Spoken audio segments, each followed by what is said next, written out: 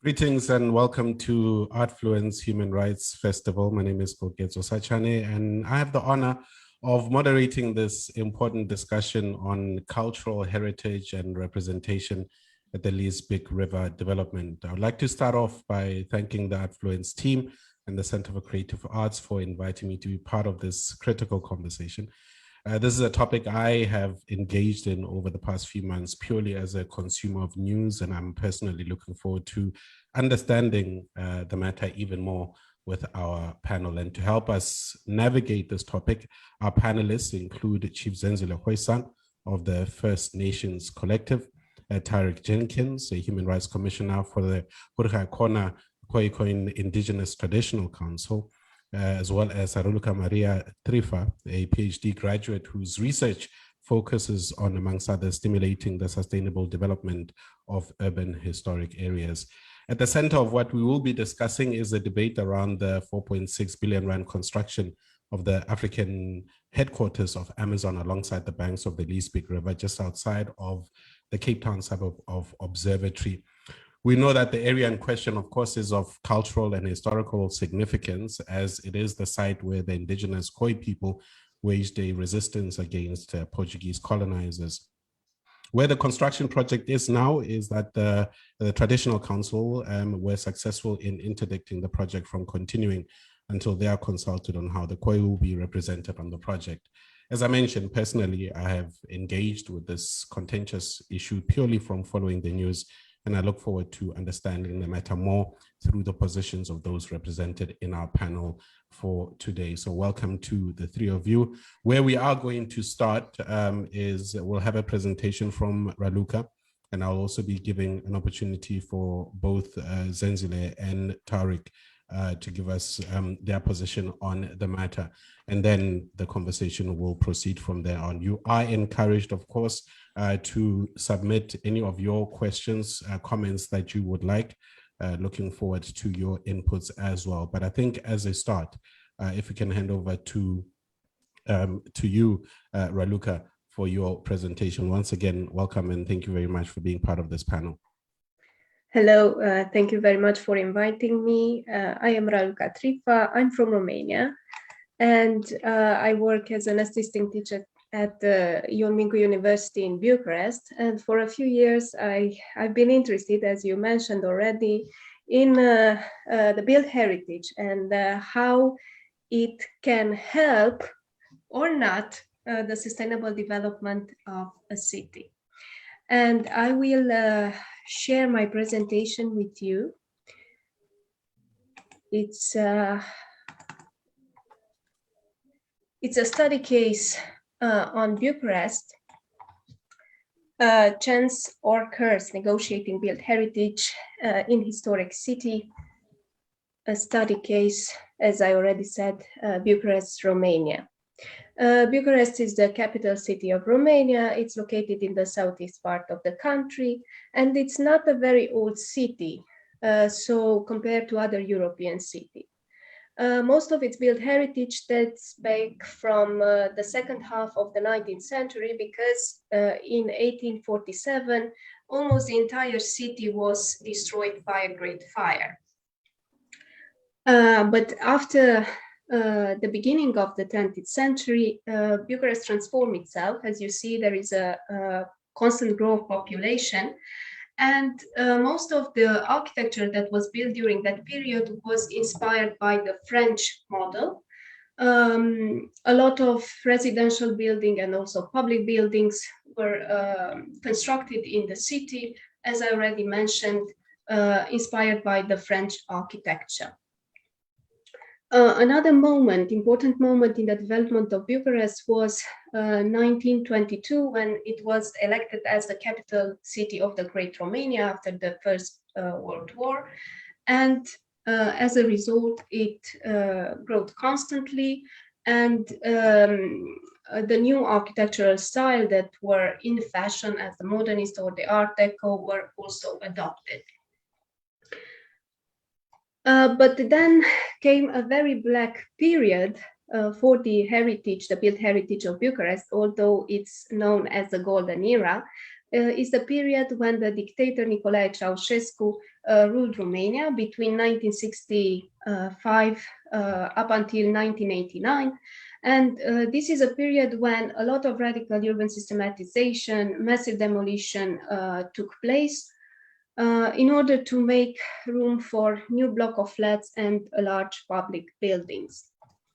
As you see in the left side of the image, there is an imprint of the demolition that took place in Bucharest during Ceausescu's regime. And if we sum up all the red splashes, we will end up with a surface similar to the surface of Venice. So it's quite a massive demolition that took place during almost 3 decades. And just to sum up, in here is the House of People, which today is the Parliament of Romania, the second largest building in the world.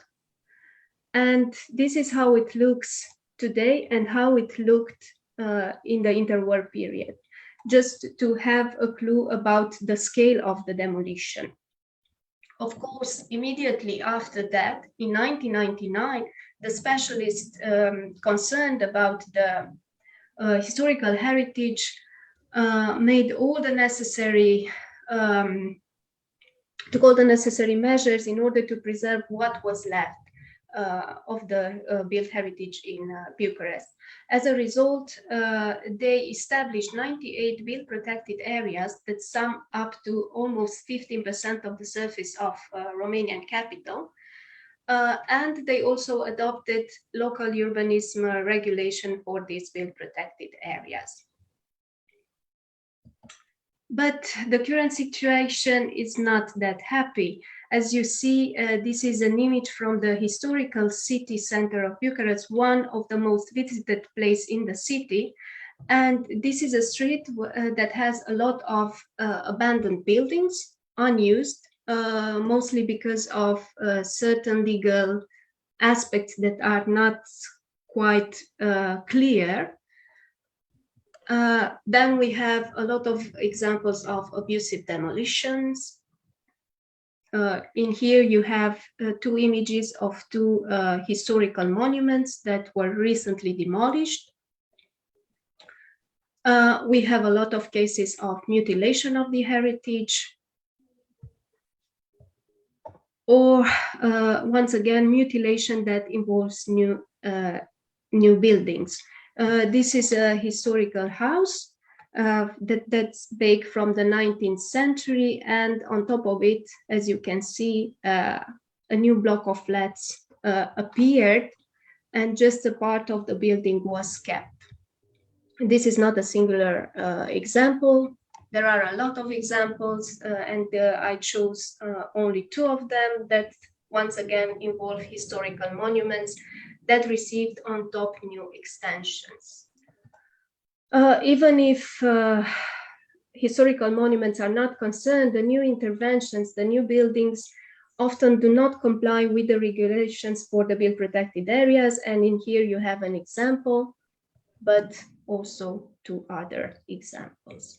And now to come close to the subject of this debate, I will show you just 3 cases, recent cases. One of them is the construction of Persei Buzești Boulevard. This is a project that was intended to be built during Ceausescu's regime, but the communists didn't manage to do so. And it was a project that intended to connect the House of People, which I said that is the Parliament of Romania today, with the building of the government. The street existed, but the officials wanted to enlarge it and to create a boulevard. These are some images from the area that dates back from the 70s. And at the core of this project is the main market hall, Matache Market Hall. which is listed as a historical monument. And here you have some images from the interior of the market hall. It's not a spectacular building, but it had some cultural value, especially symbolic and social value for the inhabitants of the area. At first, the project was adopted in 2006 without having all the necessary building permit, all the necessary approvals, let's say. And in 2010, the Justice Court cancelled the urban plan that was the base for this project. But of course, the City Hall adopted a new urban plan, which made some changes to the original one and proposes the demolition of several buildings, including the market hall. In here is an image of the market hall before its demolition in 2010, and the urban plan proposal for the new boulevard. Of course, there were a lot of protests during 2011-2012, but the works on the boulevard continued. In here you have some images from the construction site. A lot of buildings were demolished in order to make place for the new boulevard, some of them listed as historical monuments. But the market hall was still standing in 2012. A group of architects offered an alternative project that maintained the idea of the boulevard, but also the preservation of the market hall. There were a lot of debates regarding this project, but the mayor didn't agree with it. And so he decided to move the market hall 37 meters and 20 centimeters further, but instead, during one night, during a snowstorm, the market hall was demolished in order to prevent the people to protest and the press to document this action. This is how it looked the next day. And as a conclusion, 70 buildings were demolished, 12 of them listed as historical monuments, including the market hall. And in 2018, the Justice Court decided that the decision to build this boulevard was illegal. As a result, all the demolitions were illegal as well. The mayor at the time, the former mayor, is accused of taking bribes, money laundering, abuse of service, and forming an organized criminal group. And he was first sentenced to 5 years and 4 months in prison, but the final decision is expected in May. But what was left after the construction of this boulevard? Of course, there are a lot of vacant lands that cannot be built because the surface of the area is too small, the plot is too small in order to build a new building. There are a lot of abandoned buildings that were not demolished, but neither restored. There are a lot of blind walls like this one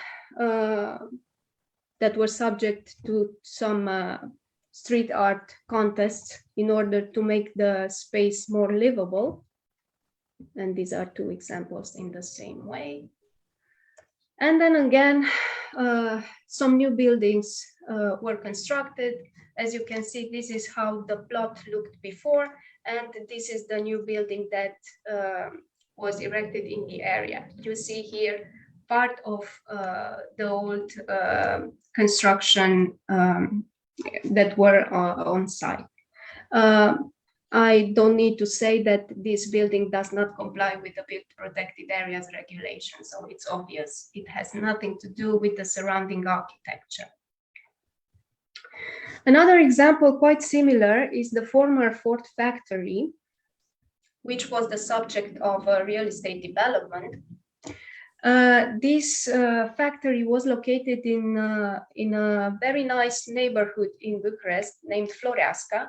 It's, as you can see, a very low-rise block of flats with a lot of parks and greenery, so it's quite a pleasant neighborhood to live in. And one of the main attraction of the neighborhood was the former Ford factory, which once again is listed as a historical monument. But in 2011, the General Council of Bucharest approved the construction of 4 towers, 25 floors up to 15 floors for offices and housing. The investment was estimated to be around 100 million euros. The problem is that the high rise has nothing to do with the characteristic of the neighborhood. And of course, the community protested and tried to stop the project. The owners changed several times the project, but in 2018, they had all the necessary approval and started the work on site.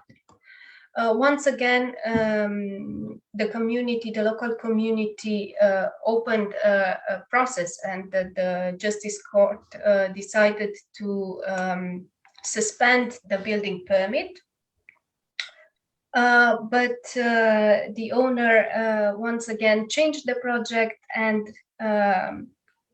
came up with another project that was quickly adopted by the City Hall. And as I already said, the work on site continued. And this is how the project looked in 2019.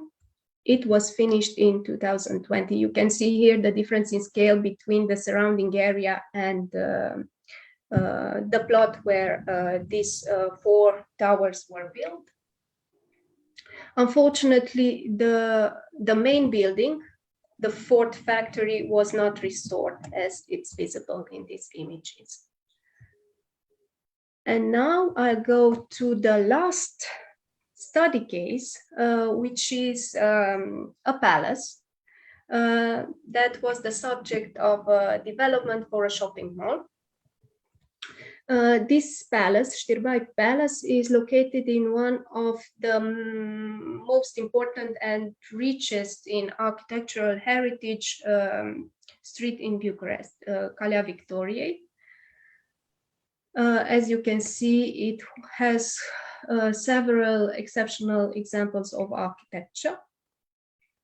And it was the residence of one of the rulers of Romania in the 19th century. The building changed a lot during the 20th century. And this is how it looks today. It was sold for 11 million euros, and the owner planned to invest 120 million euros in order to restore it and to create the shopping mall that I already mentioned. The main interest was actually the garden that is behind the palace. And because it has a very big size and it's located exactly in the city center of Bucharest, the owner speculated the entire area in order to build the new shopping mall. And as you can see, the scale is quite different. And he wanted to build the entire lot. Of course, in order to do so, some buildings that were on site needed to be demolished. In 2008, most of the buildings were demolished, except for the main building, the palace that is located on Calea Victoriei. But all the ministers of culture refused to approve the project up until 2013, when the project was secretly voted and received all the necessary approvals from the Ministry of Culture, in spite of the protests that took place during the years. Right. We are, yeah. Unfortunately, I'm gonna have to just interrupt you there, Raluca. Just looking at the time and wanting to make sure that we also cover all the other areas as well. And I do appreciate what you've shared. And maybe in your further responses, we can bring in elements of what else is left on your presentation. But I'm just looking at the time and making sure that we are able to bring in our other panelists and engage in the conversation. What I do appreciate about what you've shared, and I was making notes on the side as you were talking, where looking at these scenes, and of course it's Bucharest, it's not South Africa, but the similarities that I'm seeing and how it links up to our discussion, I'm reminded purely from those images of what has been happening in Cape Town on the outskirts of what we are discussing this evening, or this today rather, the area of Woodstock in Cape Town with gentrification, a lot of people or movements, the involvement of government, the involvement of big business, the involvement of money. And I'm just seeing those similarities as well and how it links up, especially on the outskirts of what we are discussing. But I do appreciate your insights and what you have shared there. I want to now move on and give an opportunity for about 5 minutes, Zenzile, who is Zenzile Khoisan, Chief Zenzile Khoisan of the First Nation Collective.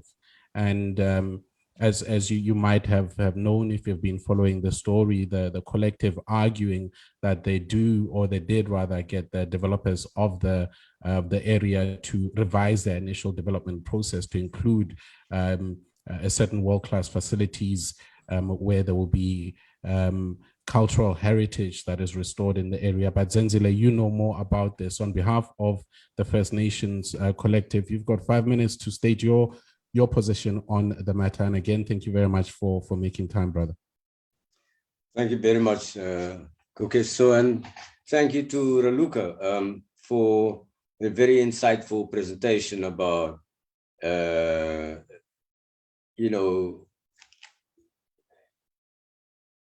critical heritage questions in Bucharest. Look, for me, as the spokesperson for the Western Cape First Nations Collective, since we're dealing with an institution like Artfluence, I'd like to draw on inspiration of one of the poets that has inspired me in my life, Pablo Neruda, from his book, from his collection of poetry, Isla Negra, and where he writes, "There is no clear light." And there's just a particular stanza of that particular poem, which says, "Yesterday's hours, stitched by life, threaded on a bloodstained needle, between decisions endlessly unfulfilled, the infinite beat of the sea and of doubt, the quiver of the sky and its jasmine." And for me, if I have to locate this discussion into where we are at, you introduced the space that is under contestation here in Cape Town, the River Club development, which constitutes about 4% of what is called the Two Rivers Urban Parkway. Park, which is historical. The broader Two Rivers is a historical space. It's a very built-up space all around.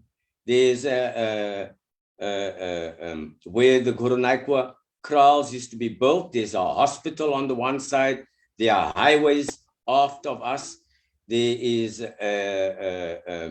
the State Information Agency has a building across the way. We have student accommodation in Woodstock, and we have a whole range, there's entire neighborhoods that have been built up in areas that were once occupied by indigenous people, from which they were forcefully dispossessed about 4 centuries ago as bird flies. Look, the question for me here is, we are in a space where we, as the First Nations Collective, and who are we? The Western Cape First Nations Collective is constituted of all the major houses, structures, and leadership that have actually been part of what is called the Khoisan resurgence in South Africa. And over more than 30 years, we've interlocuted with the South African government about this particular space. This particular space called the River Club is a space that historically, for hundreds of years, was a swamp. There was nothing but a waterlogged area here. It was a deeply impassable area. It was a traverse space. It was then a dumping ground for more than 50, 60 years by the railways and harbors. Then there was a racist club, the Railways and Harbors Club, which was a white-only club.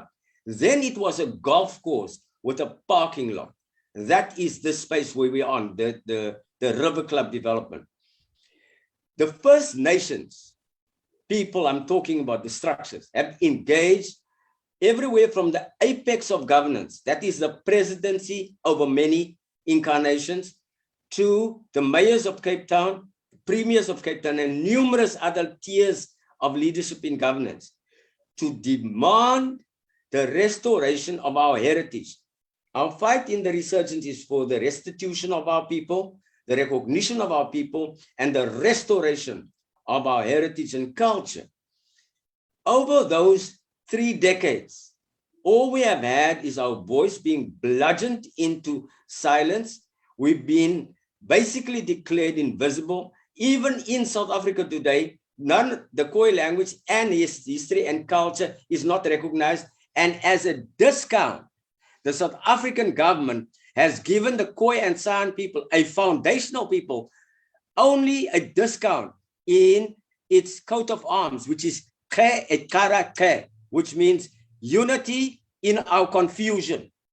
Now, in this place of having no clear light and having no clear answer from the people who have the instruments to make a decision about declaring and giving First Nation people a space where heritage could be celebrated, we had to either follow the path of endless decisions, endlessly unfulfilled, being sent through a maze of a paper trail where our voice is not heard, where we are bludgeoned into invisibility, or we could exercise our right of indigenous cultural agency.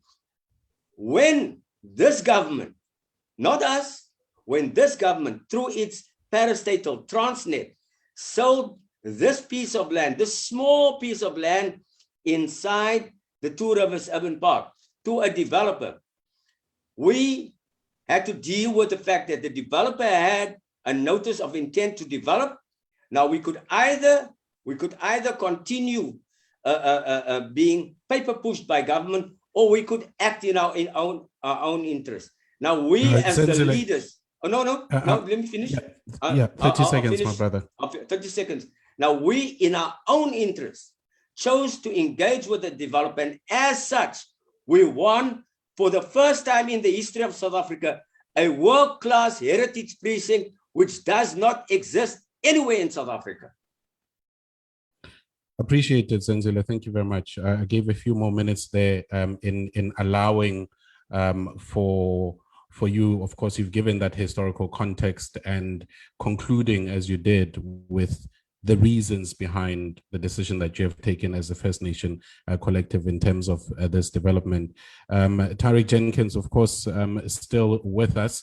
Really appreciate you being the High Commissioner of the Buringa Khona Council, who is also, of course, under Paramount Chief Aran, who's an accredited Section 11 South African Human Rights Commission monitor. Brother, thank you very much. You also, I gave Zenzile an additional 2 minutes or 7 minutes for you. I am really, really interested in the engagement that we'll be having beyond your representations. And I would like to encourage those who, of course, are part of this conversation to share your questions with us. We do have still a bit of time to engage with you as well. But Brother Tariq, your 7 minutes and your position on this on behalf of the council as well. Welcome. Please go ahead.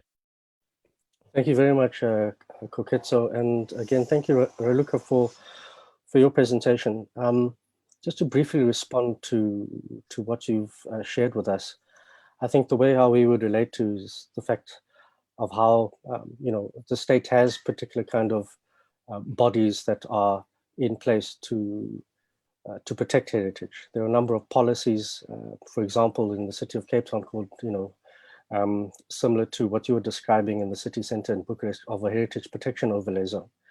And we see the extent to which heritage protected areas are compromised and disabused because of particular kinds of coalitions, with the state, with provincial bodies and with municipalities, in order to cater to what is an industrial a complex around large buildings, where a scale of the kind that you were speaking about are so destructive and so devastating in terms of the impact that they have on people's lives, not just in terms of them being forcibly removed, but also in terms of the desiccation of heritage, both intangible and tangible.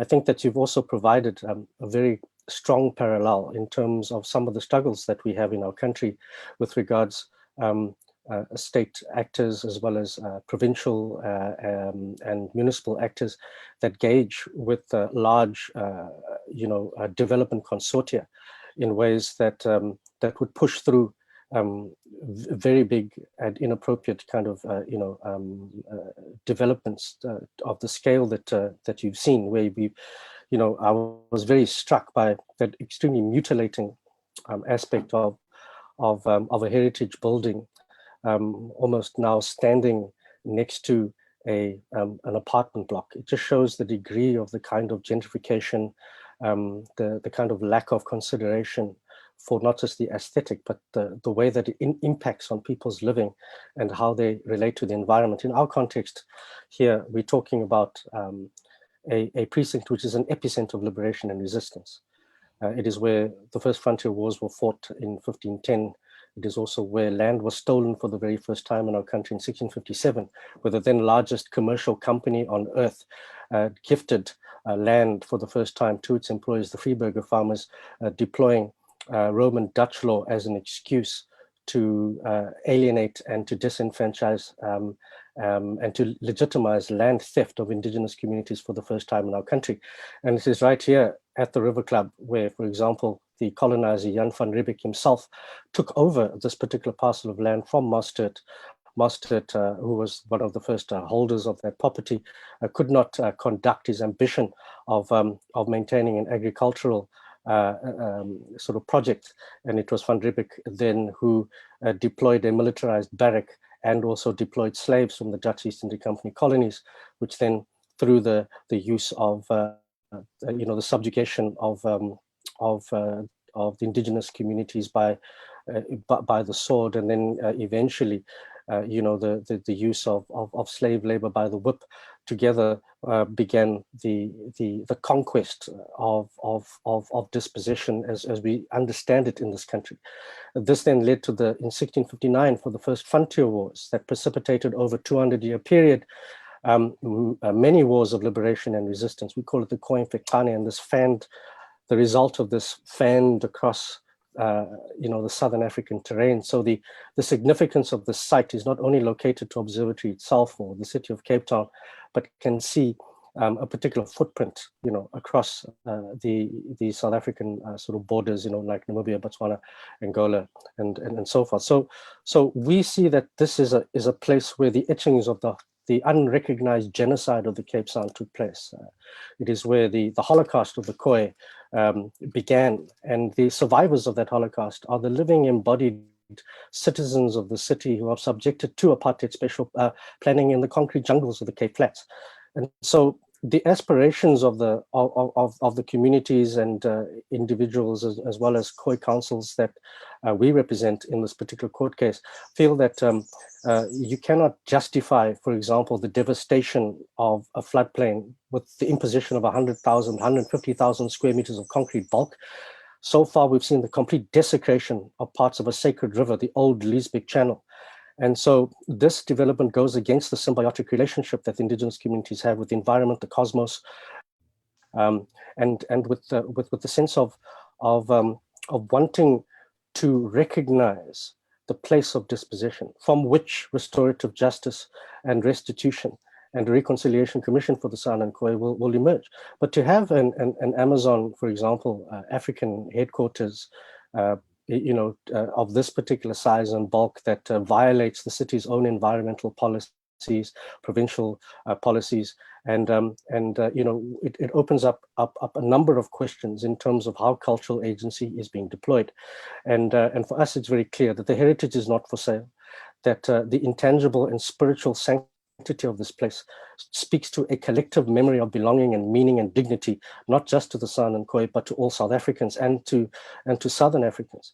And in fact, when we speak about dispossession and memorialization, what aspects of this particular kind of egregious development of this particular scale in any way can view itself as a manumission, a symbol of our liberation, a symbol of our freedom. In fact, even having the kind of compensatory components of having a media center on top of a concrete block that will suffocate the floodplain is more of an epitaph that signals almost a final solution to the aspirations of a spiritual sense of historicity that is absolutely laden in this thing. And what we've seen is that there are parties that have created a Bermuda Triangle on this very significant site to argue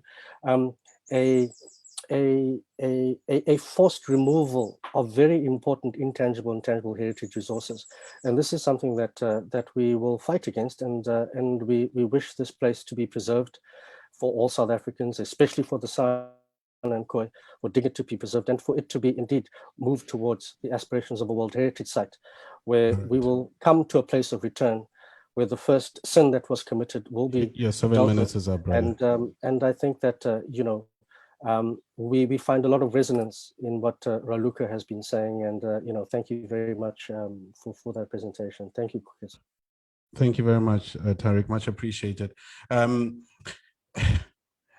I'm going to keep saying this because it is true in that for me, I get to immerse myself in this subject that I've observed from a distance. And what I've heard, and I'm going to focus specifically on what Zenzile has said and what Tariq has said, I think there is no question or dispute around the history of what we're talking about. What seems to be a dispute now is what's happening right now. And I struggle, to be very honest, and I'd like both of you to respond to this, because at the core of our discussion, of course, cultural heritage, but also representation, right?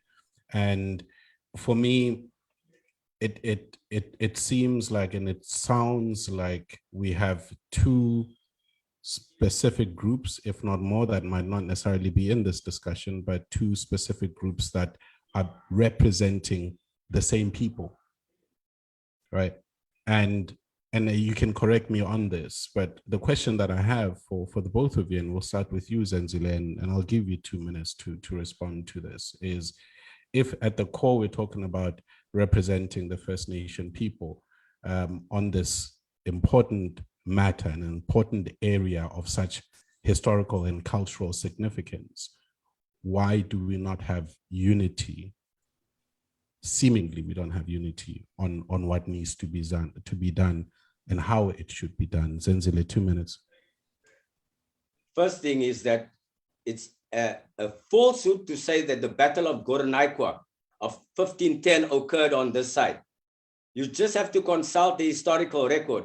That battle, the main battle, occurred somewhere in at the estuary of the Salt River, which is where Pardon Island is. That area is where De Almeida and his men's bones are interred. The other part of it is the organization that is a party to Tariq's group involved in this court case is the Observatory Civic Association, which Tariq represented for many years. He was never part, he became part of the Khoi structures about 2 to 3 years ago, 3 years ago. And you know yourself, and the media in South Africa have a historical record about who was at Oudtshoorn, what the 30 years look like.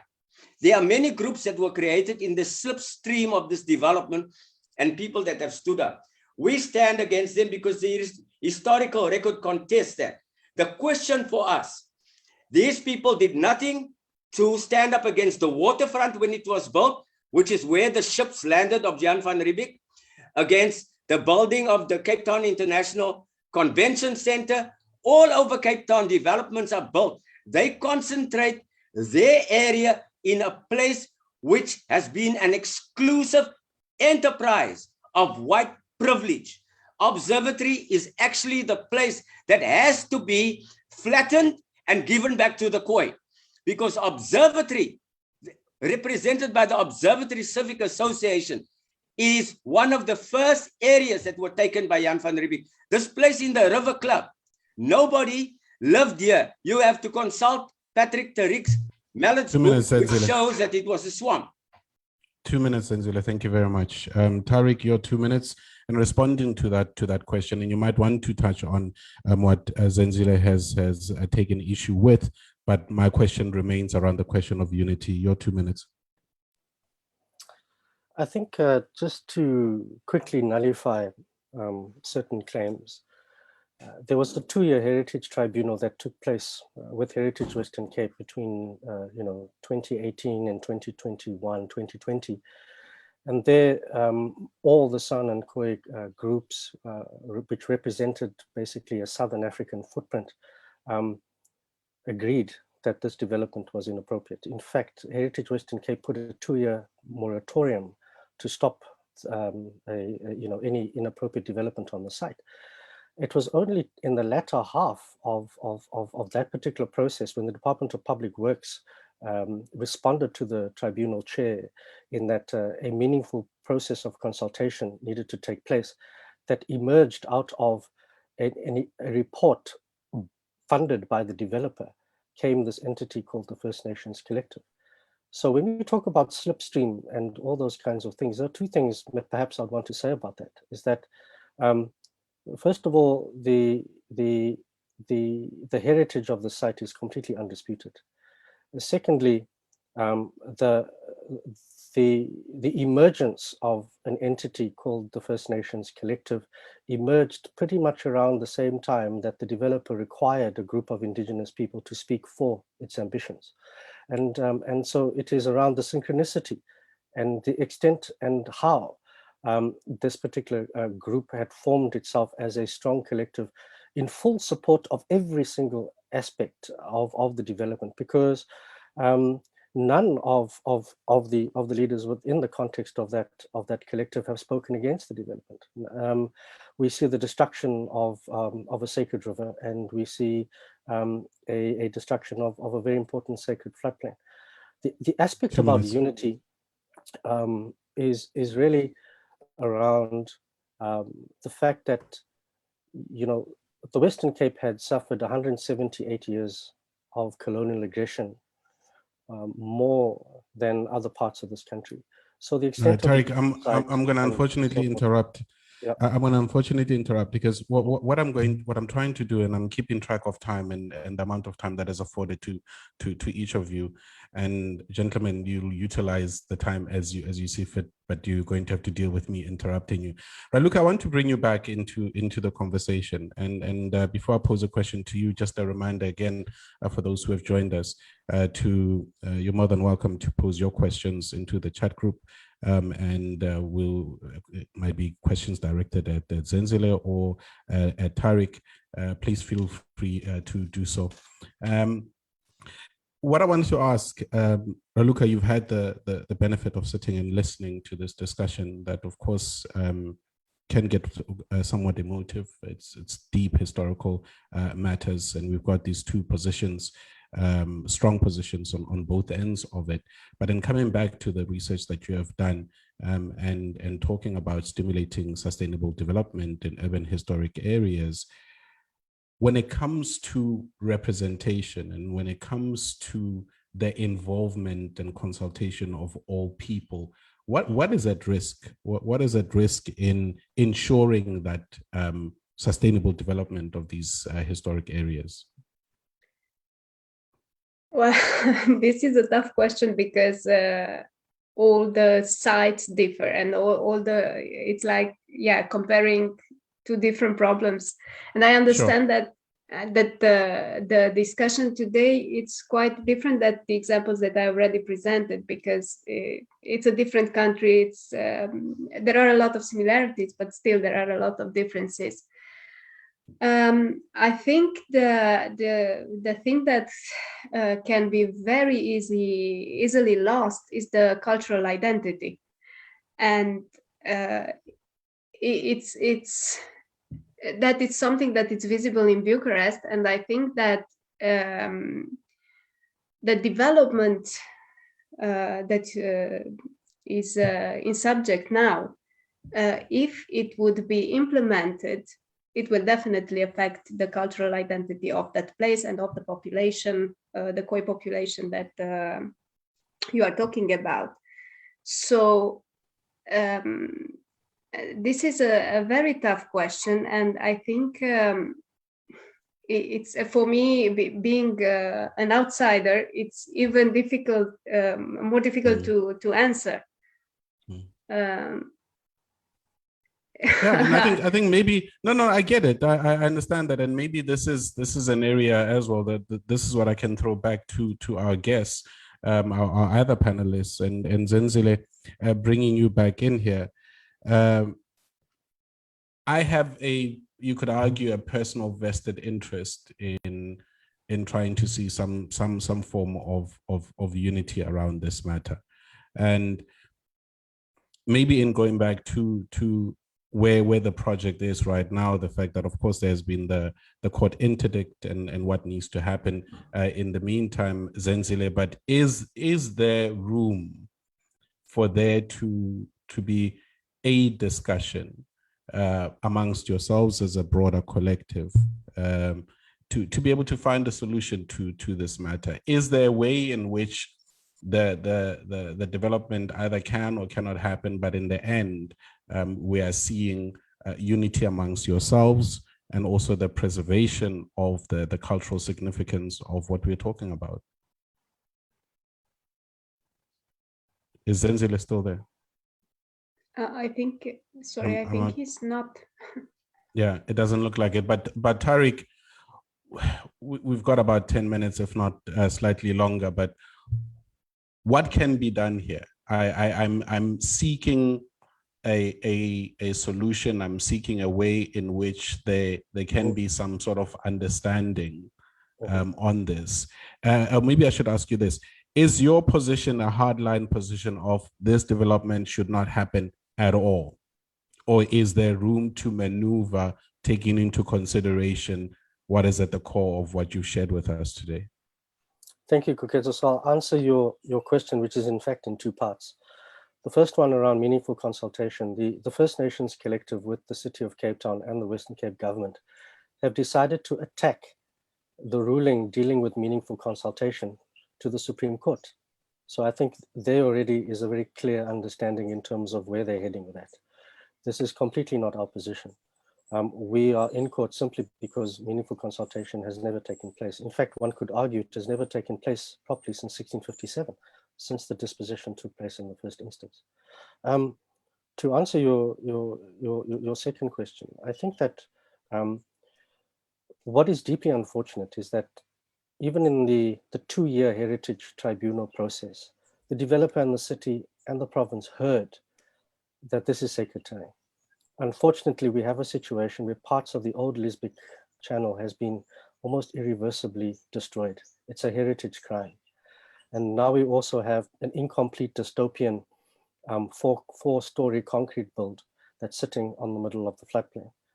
The same way that people will employ to put that inappropriate development up should be employed to take that down bit by bit, stone by stone, concrete and pole by pole, because concrete cannot, in this particular instance, be championed as a conversion of an aspiration of what we are talking about. What we're talking about is a deeply sensitive matter that speaks to all of us as people.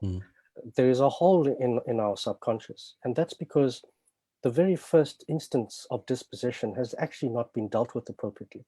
And so to want to monumentalize that or to want to commemorate it means it has to undergo a decolonial framework of a kind of participatory process. And that framework is something that belongs to the people and cannot be dictated to by two governments, a private developer, and a group of individuals who for themselves have decided to exert a particular kind of cultural agency that's going to strip us of the opportunity of this kind of potential for healing. I think that on the economic factor, we're dealing with the world's largest company as a tenant. It was offered 5 places to put its building. And I think that the responsible thing is that, it should take any of those 5 places and pursue what it wanted to pursue. But as we've said for many years, that this is just not an appropriate scale. It's not an appropriate building.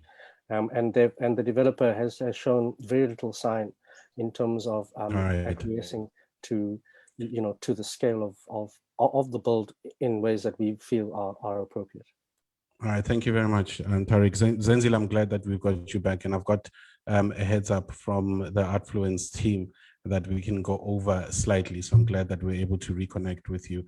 Zenzile, a question that I asked to you, which Tariq was responding to, is a question around the possibility of finding common ground when it comes to this. And by the common ground, I'm talking about the position that you have as a council and the position that you have as a collective. Is there an opportunity here for common ground? Is there a way in which we can find some common ground where in the end everybody's views are taken into consideration and their positions on the matter? Okay, first of all, let me say that our brothers and sisters that are in what has now been characterized as another camp are our brothers and sisters. We represent strong, historically grounded houses, and we are not unsaddened by what is going on. I personally feel the pain. You personally know how deeply I feel about how all our people are about this thing. The issue is that Tariq Jenkins and the group he represents did not sell the River Club to a private developer. It is a government parastatal that did that. But the question for us is that there is no place in South Africa for memorialization of culture. And we can either go endlessly around this road of paper pushing, or we can find a place of anchorage. In that place of anchorage, and by the way, if anybody should consult the development plan, the First Nations Heritage Precinct that will be developed will be on the scale that every First Nations person in the world will be proud of. So it is not only for us, but for the whole world. That's the first thing. The second thing is finding common ground, finding ourselves is a process. And finding that process is a process sometimes in families. There are differences of opinion, differences of strategy and tactics. Before this thing happened, Tariq Jenkins and I knew each other. We still know each other. I know many of the people on the other side of this divide. The divide is not a divide that we created. The question before us is that the elders had to make a decision. We chose a road. Now history will prove whether we are going to be absolved by that position or not. But along the way, we are certain we will find each other. The other thing that I'd like to say is that for Artfluence to have hosted a debate such as this is what is more needed, because in this way, we find more spaces in which the hurt and harm that we have from our centuries of unprocessed pain can be dealt with and expiated. And Tariq and I are both artists. We will find each other, but first, let us see whether we have chosen a path that can emerge victorious. Thank you very much, Zenzile. And I think in reiterating Zenzile's position, there's a comment that we received via Facebook from Princess Chantel Revel saying, I'm a part of the Western Cape First Nation Collective and can testify to what Chief Zenzile has said. It has been a long, hard road, and I salute Chief Zenzile and our chairperson and for fighting to get our space back. This is the first of its kind in South Africa. Nowhere in South Africa will we find a space that is afforded to us like at this development. Thank you very much for your comments there. An area that we have touched on, both yourself, Tariq, and Zenzile, and also historically, if you look at the role of government in terms of what Raluca has shared with us, we haven't had much time to deal with it. The role of government in this, the three spheres of government. I mean, Zenzile, you spoke about over the years, the level of engagement that you've had. And similarly, Tariq, you've touched on the question of government, but with the limited time that we have, Tariq, starting with you, what role has government played in where we are today, and what role, if any, can they play moving forward? You've got 2 minutes. We're dealing with a situation of ethnocide, of language loss, of a very severe and extreme manifestation of colonialism that still exists in this province. The Western Cape government is one still to this day that inherits the memes of the Dutch East India Company, and so does the city of Cape Town. And we see that being played out acutely in this particular instance, where they are in very strong sort of hand in glove with the private developer in order to desecrate what we consider to be an incredibly important part of a national heritage estate. I think the question where I may resonate with my counterpart is, what is the role of national government here? What is the role of the heritage resources agencies that should be stepping in to protect the legacies here? We have a situation, for example, out on Table Mountain, where a battery belonging to the South African National Defence Force is now being used on Hurikwaga, a sacred heritage site, for a 21-suite hotel. It's converting that battery into another a commodified piece of enterprise, again on sacred terrain, and that's in conjunction with sand parks, and so we have a litany of problems in as far as how the San and Khoi communities are being recognized and placed back into the center. I think that what's very important in terms of our national collective and the consciousness of who we are is that once the San and Khoi have been placed into the center in meaningful ways, in ways that embody not just the sense of humanity, which over time has been disembodied, but in ways that are truly committed to restorative justice and the recognition of issues like genocide, massacre, forced removal. These are very important aspects that government has to come to terms with, because these principles need to be asserted, and that is part of, I think that is part of the struggle that we are facing. All right, thank you very much, Tariq. We're going to wrap in a few, but Zenzile, I'm going to allow you an opportunity to also respond to the same question, and then I'll give each one of our panelists a minute to give your final thoughts there. But Zenzile, the role of government leading up to now and moving forward, 2 minutes. Yeah, no, I have to remember the words of Kwame Ture, Stokely Carmichael, where he once said, "You can't ride to freedom on Pharaoh's chariot." And the new pharaohs for me are the ANC government, which came to power on a liberation ticket, but has taken 28 years where it still has not recognized the Khoi and the San.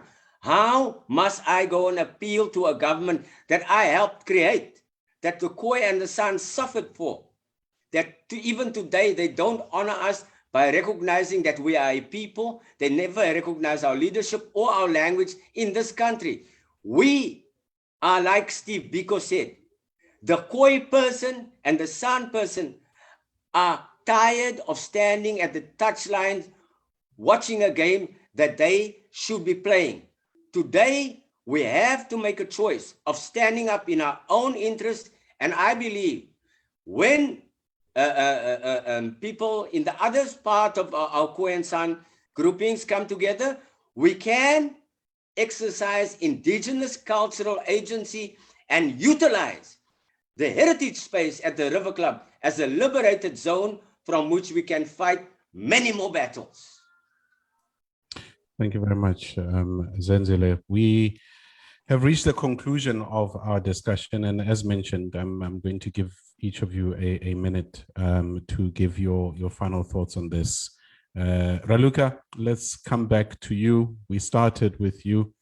A lot has been said, and I'm sure also for you personally, have absorbed and learned a lot from what's happening here locally in South Africa. And again, I appreciate you for all the insights that you shared earlier on, the similarities that we have seen when it comes to the history of Bucharest. You've got a minute, my sister, to conclude.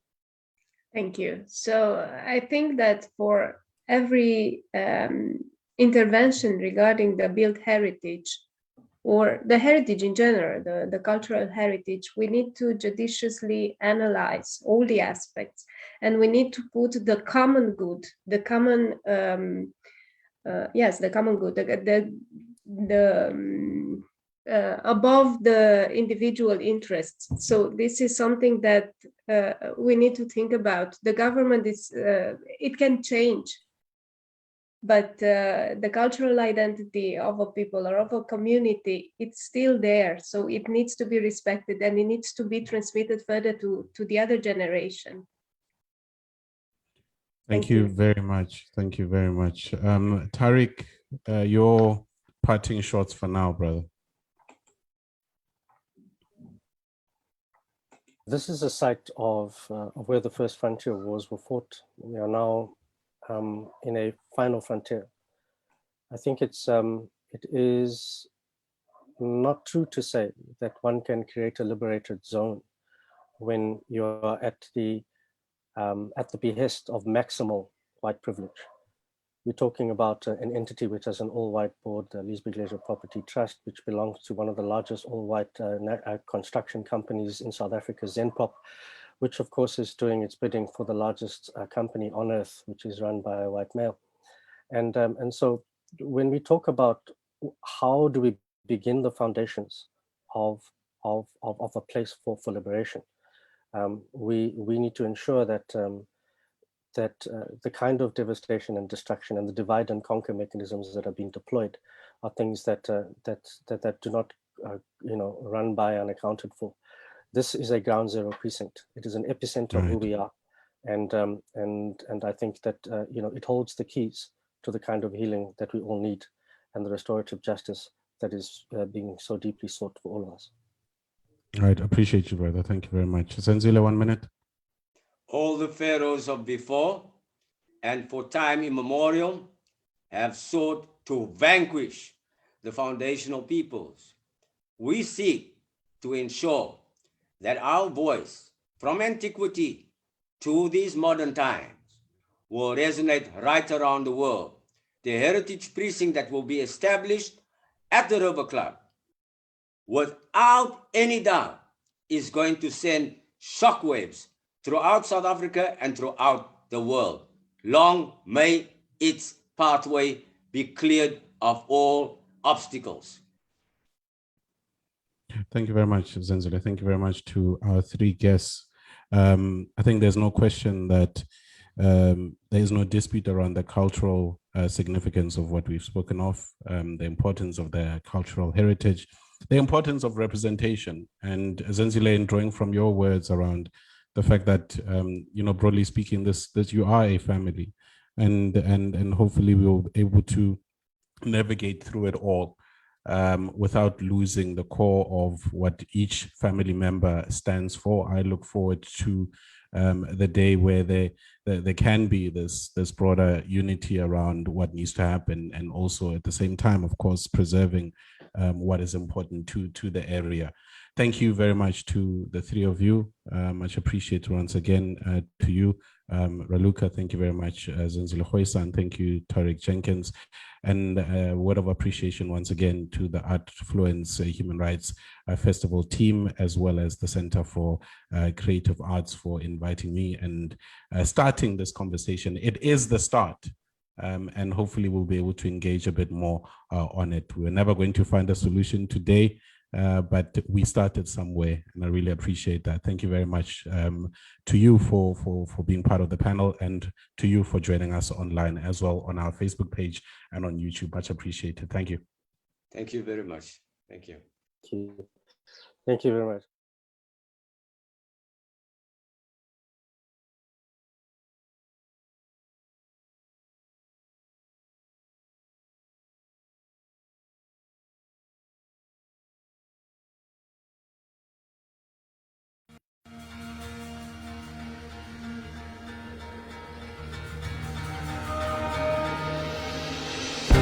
Think moments and memories make magic, and movies shared between sons and daughters, or just friends in their quarter. More music, more movement, more space for amusement, where history was made and the future is paved. Adventure awaits. Together, embraced, just down the highway. Think Midlands, my way.